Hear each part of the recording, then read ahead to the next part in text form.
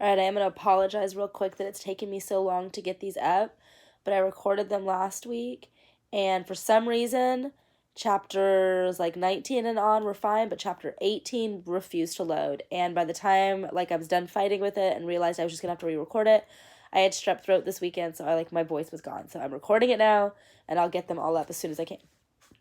Chapter 18. I spent the next couple of days looking up more facts about wrongful convictions and found out the Innocence Project had an office in Boston. Their website said you could send a letter to request assistance. I thought about writing to them, but decided to wait until after I tracked down Marcus's alibi witness. On Sunday night after dinner, I browsed the internet some more. One article said that thousands of innocent people were convicted of crimes each year. I couldn't believe the number was that high. Another article said black people were more likely to be wrongfully convicted of murder. If this was known, then why wasn't more being done to fix it? Probably because not enough people cared, like Grandma said. A lump formed in my throat. But then I read that the year before, a record number of innocent people were freed from prison. So there was hope. I closed my laptop as soon as I heard a knock on my bedroom door. Dad peeked inside my room. Get your shoes on and meet me at the car in 5 minutes. I groaned. What if I don't want to? Too bad, Dad said, all serious, but then he smiled. But you're going to want to. He shut my door again, and I stared at my closed laptop for a few moments.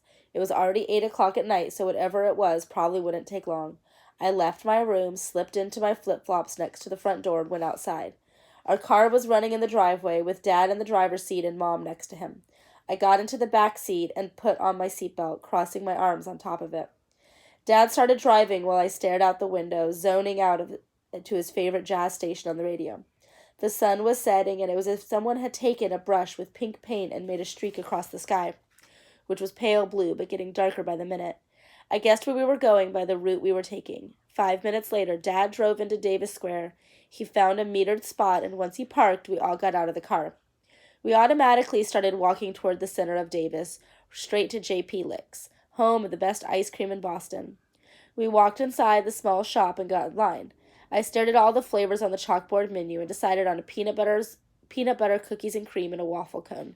Dad ordered a cup with 1 scoop of coffee ice cream and 1 scoop of maple walnut. Mom got a cone with a scoop of coconut almond chip. We didn't say anything as Dad paid for our ice creams or as we grabbed way too many napkins like every other time we'd gone there. Mom picked up a spoon even though she had a cone. Then we went outside and found an empty bench in the square. I stared ahead at all of the people walking around Davis and licked my ice cream before it could melt all over me. So what are you going to tell us more about your internship? Dad asked me. I shrugged. Ari says you're doing a great job so far, Mom said, and she licked her ice cream. I nodded, suppressing my own smile. Kids Bake Challenge, auditions, here I come. Come on, Zoe, talk to us, Dad says, gently nudging me with his shoulder. I turned to Mom. I want to write a letter to Marcus. Mom looked taken aback. What? We talked about this. But you're not letting me have a say. Her mouth formed a straight line. She glanced at Dad before looking at me again. Because you're not ready to have a say. I disagree, I said. Why don't we talk about this when we get home, Dad said. I ignored him and asked Mom, why are you so scared of me writing to him? I'm not scared, Mom said. I'm concerned. Why? He's a convicted murderer. Convicted, yes, but guilty, maybe not. Do you really think he did it? I asked. Did what? Mom asked. Do you really think Marcus killed someone? He said he was innocent during the trial, I quickly added. How do you know that? She asked. I thought fast. I looked him up online. I was curious about him. I read he pleaded not guilty before the trial. You can't trust him. How do you know? I asked. Do you really think he could kill someone? Mom looked down at her ice cream. Finally, she said, I don't want to believe it at first, but I was at the trial and I heard all the testimony.